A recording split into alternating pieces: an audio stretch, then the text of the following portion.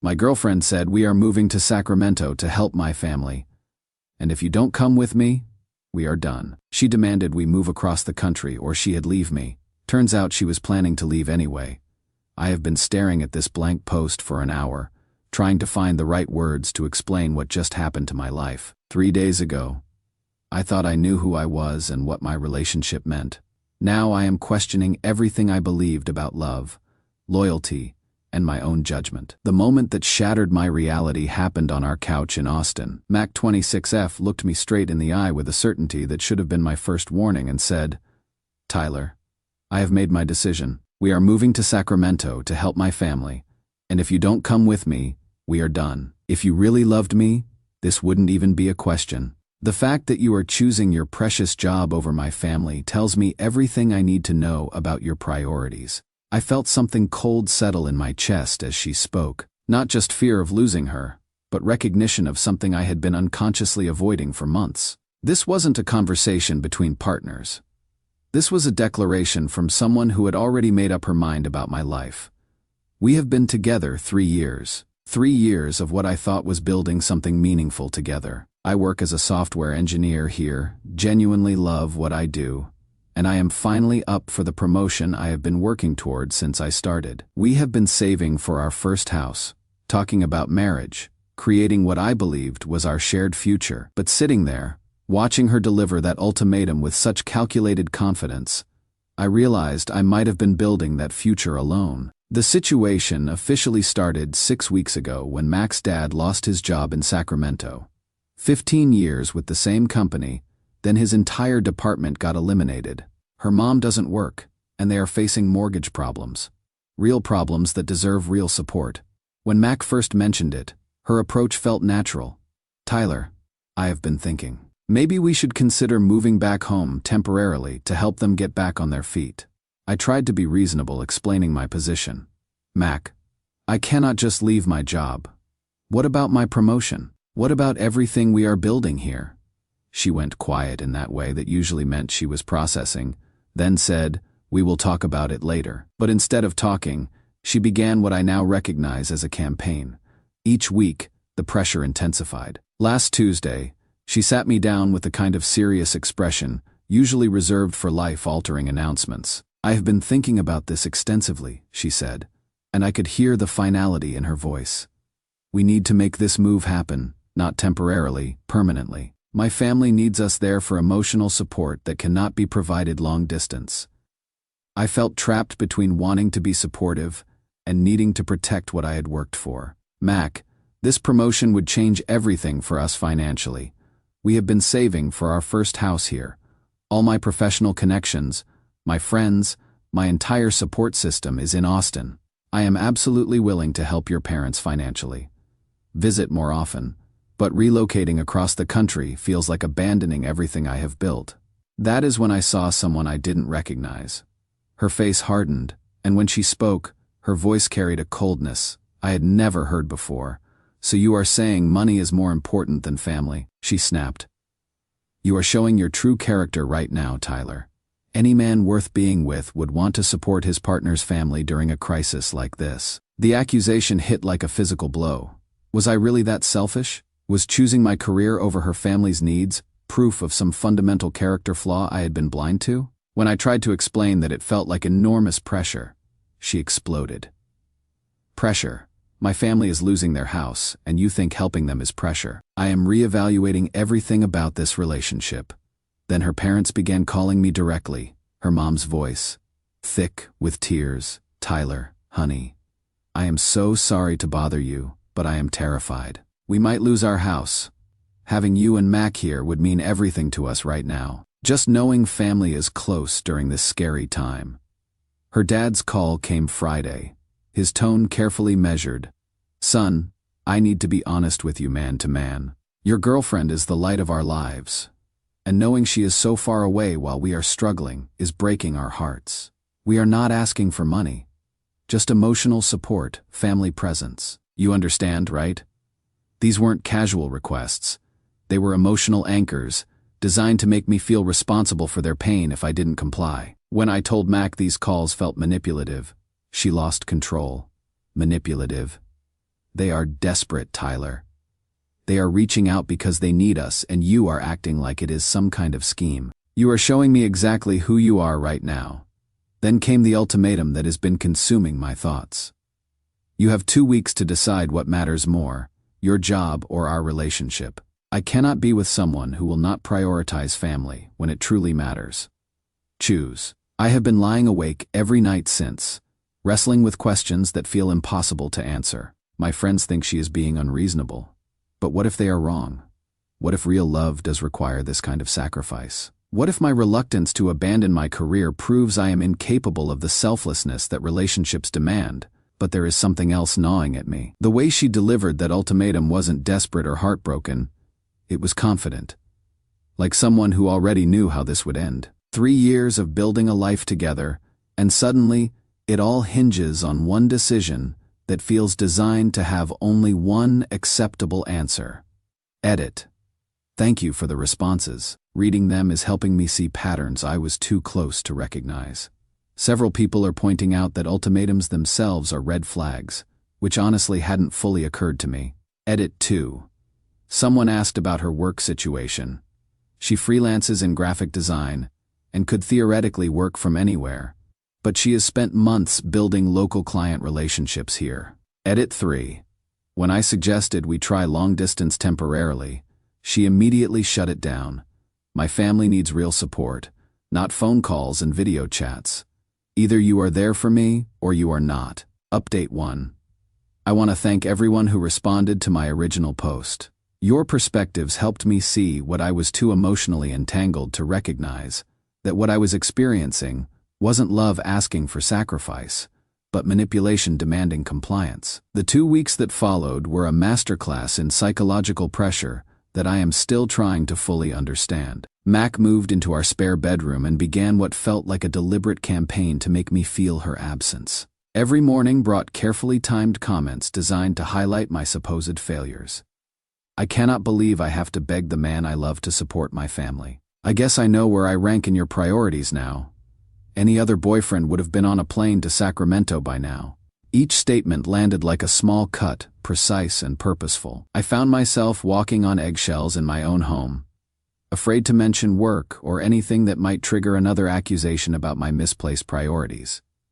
Her parents escalated their involvement too. Her mom's calls became more frequent, each one more emotionally charged.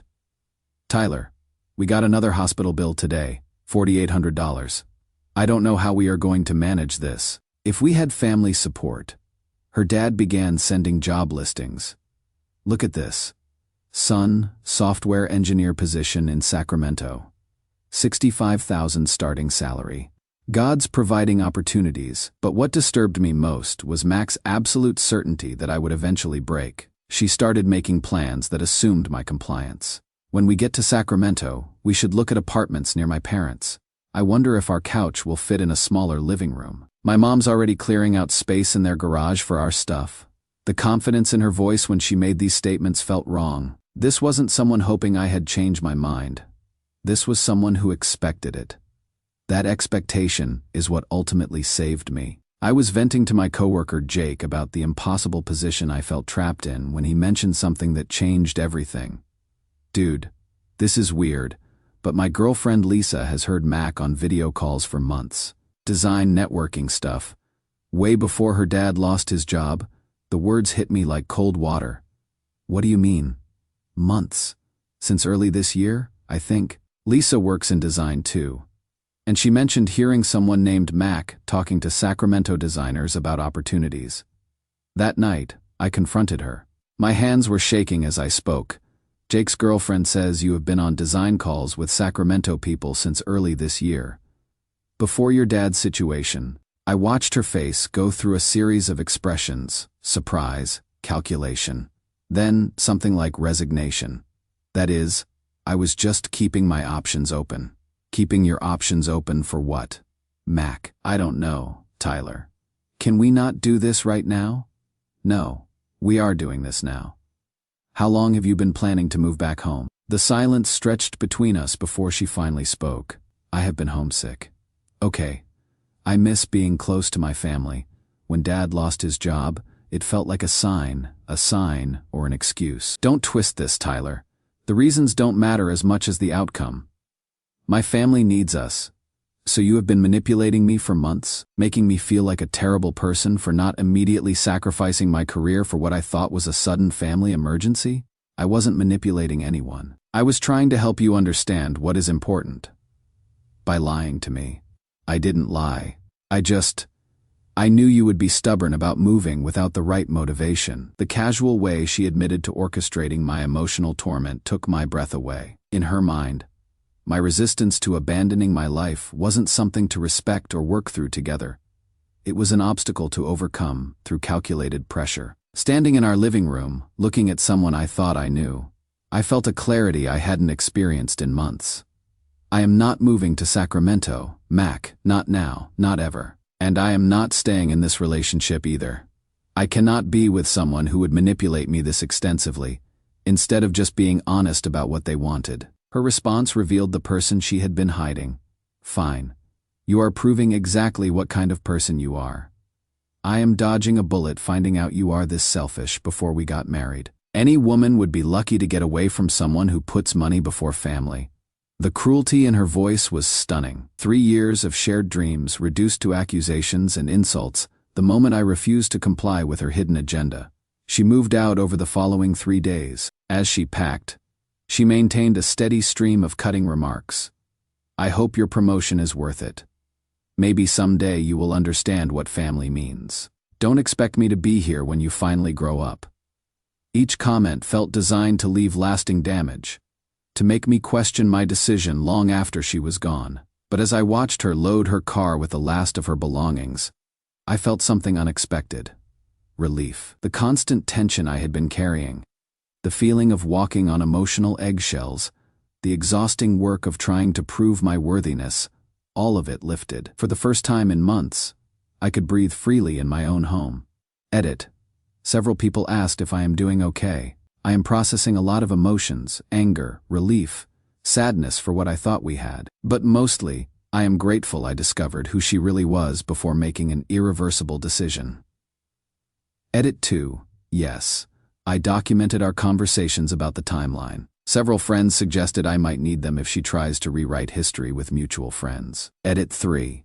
My manager has been incredibly supportive throughout this situation and is expediting my promotion review. It is amazing how much clearer you can think when you are not constantly defending your basic life choices. Update 2. It has been nearly 2 months since Mac left, and I have been slowly rediscovering who I am when I am not constantly questioning my own character. The promotion came through with a $22K raise and projects that genuinely excite me. I have reconnected with friends I would unconsciously distanced myself from during the relationship. Most surprisingly, I have felt lighter than I have in months. I was beginning to understand how much emotional energy I had been spending on walking eggshells, constantly monitoring my words and actions to avoid triggering accusations about my priorities or character. Living without that undercurrent of judgment has been revelatory. 3 weeks ago, that peace was interrupted. Mac called my work number, having been blocked everywhere else. Tyler, it is Mac. Please don't hang up. Hearing her voice brought back a flood of complicated emotions. What do you want, Mac? She was crying. I made a terrible mistake. Moving home has been so much harder than I expected. I miss you desperately. I miss us. I handled everything wrong and I want to work things out. Part of me wanted to hang up immediately, but I needed to hear this. How is your family doing with their crisis? The pause that followed told me everything. Dad found a new job 6 weeks after I moved back. They are doing fine financially. They never really needed me physically there for anything. 6 weeks. Her father had been unemployed for 6 weeks total, during which time she had orchestrated months of emotional manipulation to force me to abandon my life. So what have you been doing for work? Freelance stuff? It is paying maybe half what I was making in Austin. Then came the statement that revealed how little she understood about what she had done. Tyler, I have been thinking about moving back to Austin. I understand what I gave up now. Can we try again? I have learned from this experience. The audacity was breathtaking. You manipulated me for months, issued an ultimatum, abandoned our relationship when I wouldn't comply. And now you want to come back because Sacramento didn't work out the way you hoped. That is not fair, Tyler. I have grown from this. I understand your perspective now.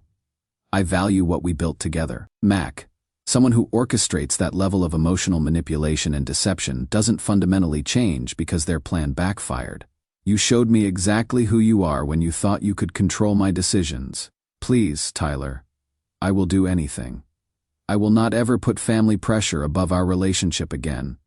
I promise. No, Mac, we are done permanently. You are making a huge mistake. I am offering you a second chance here. Even in her apology, she was telling me what I should want. I hung up and blocked her work number. 2 days later, she appeared at my house. I watched through the window as she knocked and called out, "Tyler, I know you are in there. We need to talk. You cannot just throw away 3 years." I didn't answer. She left a letter that I threw away without reading. I wasn't interested in whatever manipulative appeal she had crafted. But the real revelation came through my friend Lisa, who works in graphic design. She mentioned that Mac had been active on Sacramento design forums since January, 4 months before her father's layoff. Lisa showed me screenshots that made my stomach drop. Mac had posted in professional groups, looking to relocate to Sacramento area, currently in Austin but dealing with unsupportive partner who prioritizes career over family needs. Any networking opportunities would be appreciated. This was from February.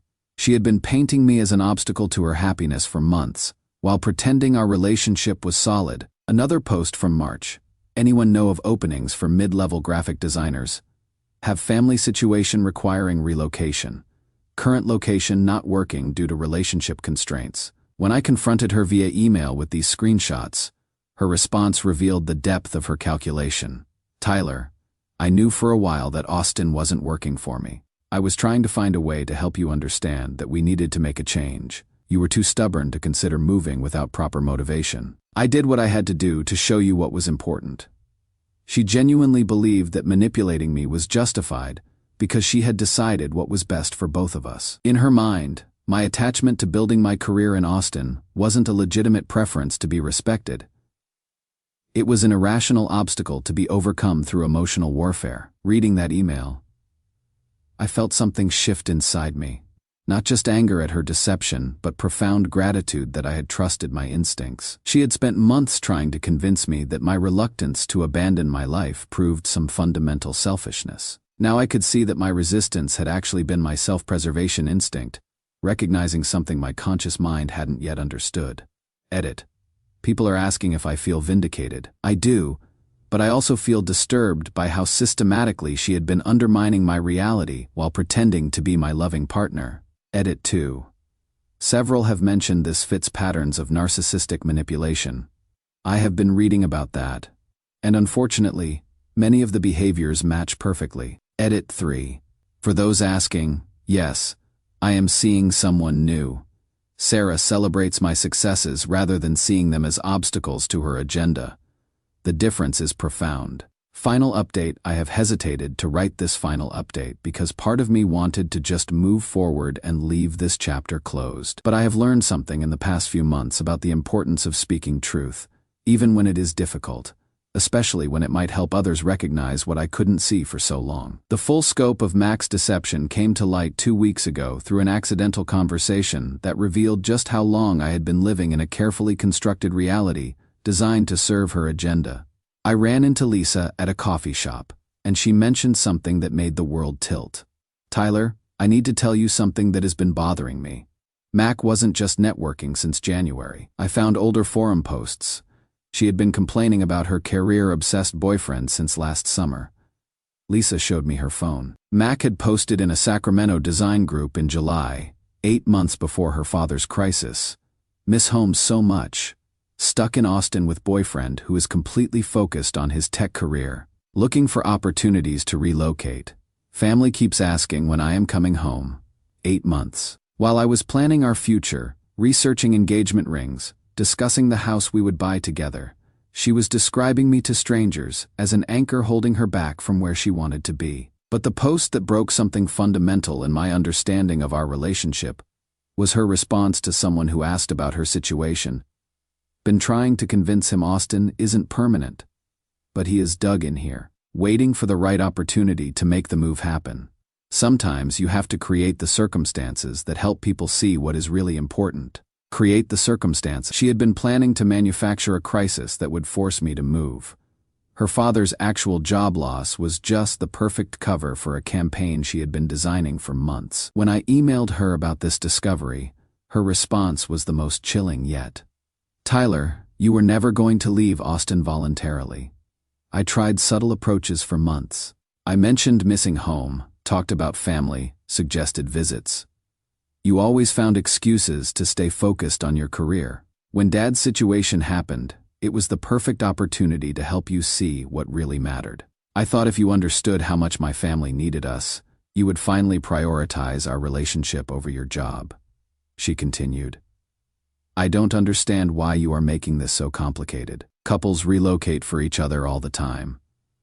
I was just helping you get past your stubborn attachment to a city that was holding us back from being closer to my family." The psychological manipulation was breathtaking. My desire to build my career in Austin, something I had been entirely transparent about since we met, had been reframed in her mind as an unreasonable obstacle that justified months of deception and emotional warfare. But her final email contained the detail that fully revealed the calculated nature of everything I had experienced. "You want to know the truth, Tyler. I accepted a position with Henderson Design in Sacramento in March, a month before Dad lost his job. I was coming home either way. I just hoped you would choose to come with me instead of forcing me to make you understand what was important." She had secured her exit strategy, then manufactured the emotional crisis designed to make me feel guilty for not following her. The family emergency, the accusations about my character, the ultimatum, all of it was theater designed to mask the fact that she had already decided to leave. As I read that email, sitting in the home I had chosen to fight for, I felt something profound settle into place. Not just relief, but recognition of how close I would come to losing myself entirely. For months, Mac had systematically undermined my confidence in my own judgment, making me question whether my basic desire to build something in Austin was evidence of some fundamental selfishness. She had made me doubt my capacity for love, my understanding of what relationships required, my worthiness as a partner. But my reluctance to abandon everything I had worked for hadn't been selfishness. It had been self-preservation. Some part of me had recognized what my conscious mind couldn't yet see, that someone who truly loved me wouldn't demand that I prove it by destroying what I had built. This week, I signed the closing papers on my house, a 3-bedroom place with a home office where I can work on the consulting projects I have started taking alongside my full-time role. The basement will become my workshop for the woodworking hobby I am rediscovering. The backyard is perfect for the dog I am planning to adopt once I get settled. Standing in my empty living room with the keys in my hand, I felt something I hadn't experienced in years. Complete ownership of my choices. Not the life someone else decided I should want. The life I actually wanted. Built decision by decision according to my own values and dreams. The silence in my house isn't lonely. It is peaceful. After months of walking on eggshells, constantly monitoring my words and actions to avoid triggering accusations about my character, I can finally think clearly about what I actually want without having to justify it to someone who would never be satisfied with my explanations anyway. I have been going to therapy weekly since this all started, and my therapist helped me understand something crucial. Healthy relationships expand your world. They don't require you to shrink it. Mac's version of love demanded that I abandon my goals to prove my commitment. Real love would have found ways to honor both of our dreams. Looking back, Mac's greatest gift to me was forcing me to choose between her version of love and my own self-respect. By making that choice so stark, so unavoidable, she taught me something I might never have learned otherwise, that real love doesn't feel like a constant test you are failing. The person I was a year ago, constantly questioning my own character and worth, feels like someone I protected, rather than someone I was. Mac spent months trying to convince me that my reluctance to sacrifice everything proved I was incapable of real love. Now I understand that my resistance was actually my deepest self-recognizing something my conscious mind hadn't yet grasped. I am building something here in Austin that is entirely my own. A career that challenges me, a home that reflects my actual preferences, Friendships based on mutual support rather than emotional manipulation. For the first time in years, I am not trying to prove my worth to anyone. I am just living according to my own values and trusting that the right people will appreciate what I have to offer.